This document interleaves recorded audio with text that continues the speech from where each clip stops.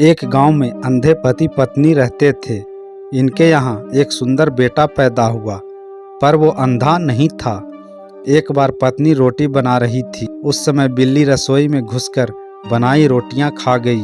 बिल्ली की रसोई में आने की रोज की आदत बन गई। इस कारण दोनों को कई दिनों तक भूखा सोना पड़ा। एक दिन किसी प्रकार से मालूम पड़ा कि रोटियां बिल्ली खा जाती है।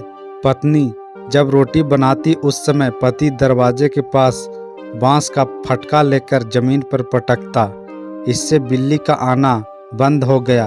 जब लड़का बड़ा हुआ और उसकी शादी हुई, बहू जब पहली बार रोटी बना रही थी तो उसका पति बांस का फटका लेकर बैठ गया और फट फट करने लगा।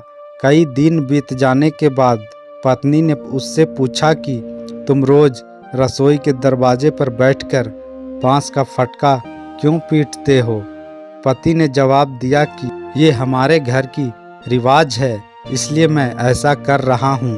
कहानी का सार, माँ बाप तो अंधे थे जो बिल्ली को देख नहीं पाते थे।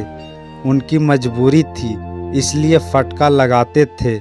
पर बेटा तो आँख का अंधा नहीं था, पर अकल का अंधा था, इसलिए वह भी वैसा करता था जैसा माँ बाप करते थे।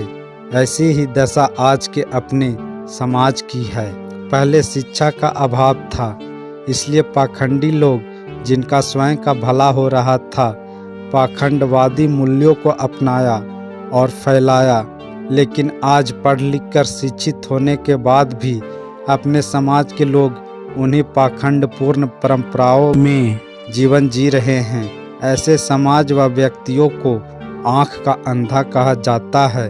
इसलिए किसी भी परंपरा को सबसे पहले समझो, जानो और सही प्रतीत हो तब मानो, तभी समाज में परिवर्तन होगा।